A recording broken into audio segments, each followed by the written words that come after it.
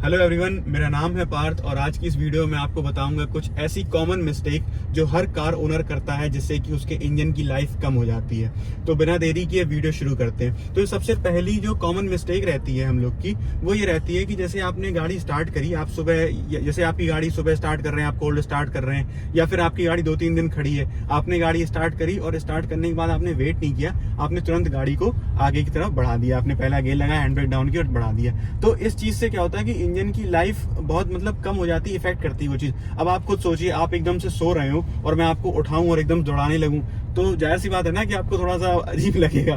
तो ऐसे ही इंजन को भी अजीब लगता है कि यार अभी तो स्टार्ट हुए थे हम, अभी तुरंत दौड़ने लगे।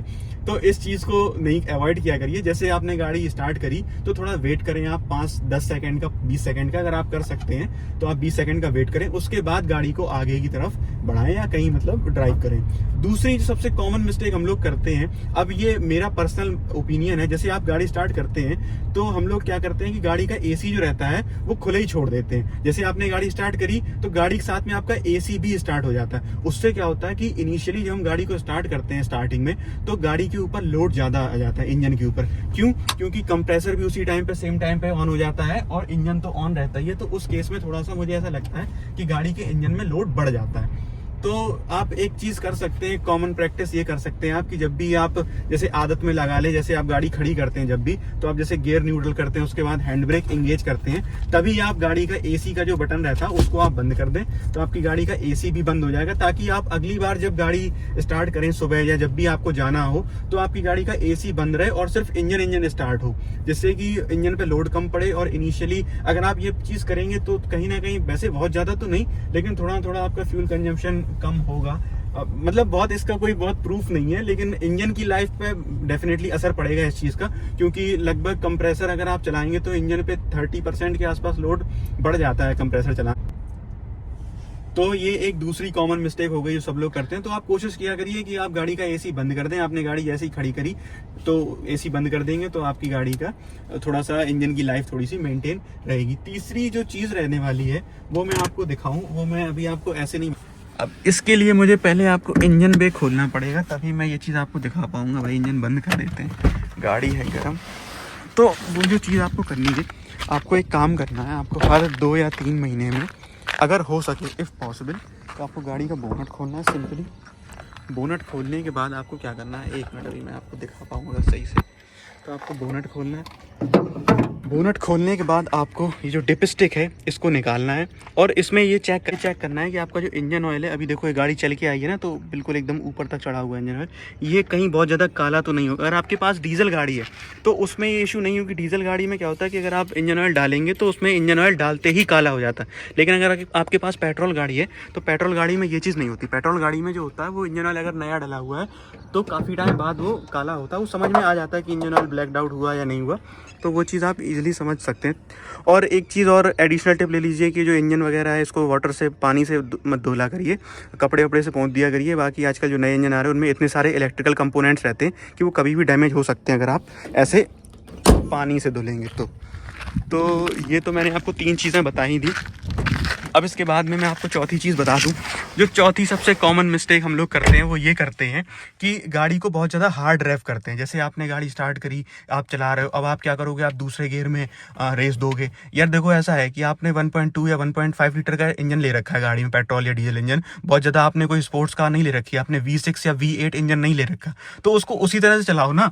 आप उसको एकदम से खींच के चलाओगे, ये कि एकदम परफॉर्मेंस निकालोगे, तो फिर जाहिर सी बात है कि गाड़ी का खराब होएगा engine. Over the period of time wear and tear ज़्यादा होगा इंजन के पार्ट्स का, तो उस चीज़ का भी आप ध्यान रख सकते हो। हाँ, अगर आपके में एक टर्बो गाड़ी ले रखी, टर्बो पेट्रोल, या थोड़ी सी अच्छी गाड़ी है आपकी, कोई BMW वगैरह, मर्सिडीज़ वगैरह, तो आप बेशक उनको खींच के चलाइए, कोई दिक्कत नहीं, क्योंकि वो परफॉर्मेंस ओरिएंटेड व्हीकल्स हैं, वो बने ही इसीलिए हैं। ये जो व्हीकल्स हैं नॉर्मल, जो इकोनॉमिकल व्हीकल्स हैं हमारे, जो 15-20 लाख की रेंज में आ रहे हैं, 10-15-20 की, उनको इस तरह से मत चलाइए, आप आराम से चलाइए। हाँ, कभी कभार की बात अलग हो गई कि कभी कभार आपने चला लिया एकदम खींच के गाड़ी अच्छे से, लेकिन आप यूजुअली उसको ना चलाएं तो ज़्यादा अच्छा है मेरे हिसाब से।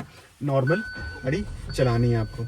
इसके बाद में एक लास्ट टिप, जो सबसे बेहतरीन टिप जो रहने वाली है, आपको आपको इग्नोर नहीं करनी चाहिए। अगर आप नई गाड़ी कोई भी आपने अगर मेरे हिसाब से 2018 के बाद की कोई भी गाड़ी ले रखी है या 2015 के बाद की भी, तो आपको ये चीज इग्नोर नहीं करनी। आपको एक क्या करना है मैं आपको बताऊं कि अगर आपकी गाड़ी में लो फ्यूल का इंडिकेशन आ जाए, MID पे अगर आपकी गाड़ी में लो फ्यूल का इंडिकेशन आ जाए या आपका जो कांटा है फ्यूल का वो E पे आ जाए, तो उसके बाद में आपको गाड़ी कभी भी ये मान के चलिए, आप ये नहीं करना है कि अभी तो बहुत चल जाएगी, अभी तो बहुत चल जाएगी।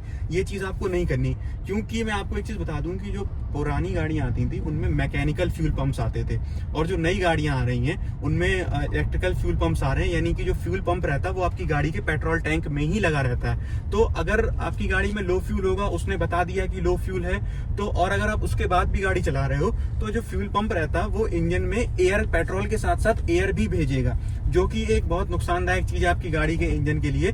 तो इस वजह से जब भी लो फ्यूल का इंडिकेशन आए तो आप कोशिश करें कि अगले 5 किलोमीटर या 7 किलोमीटर में आप फ्यूल डला लें।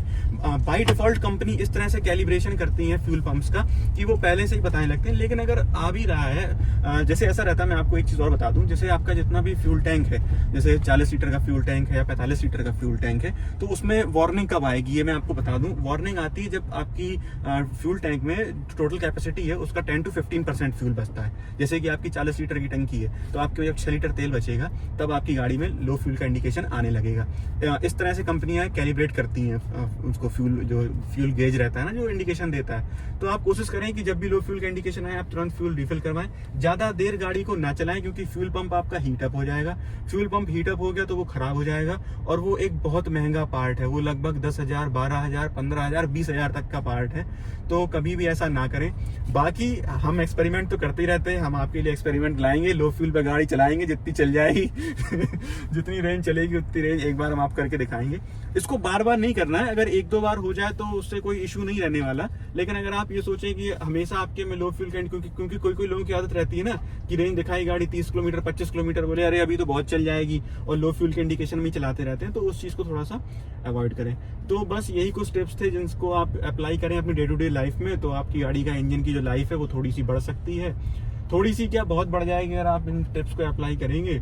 बाकी उम्मीद करते हैं आपको वीडियो पसंद आई होगी। वीडियो पसंद आई हो तो आप तो चैनल को सब्सक्राइब कर सकते हैं। बाकी आपकी सजेशंस के लिए कमेंट बॉक्स ओपन ही है, आप उसमें कमेंट करके बताइएगा कि आपको किन किन टॉपिक्स पे वीडियो चाहिए, उन टॉपिक्स पे वीडियोस आपको मिल जाएंगे। तब तक के लिए धन्यवाद।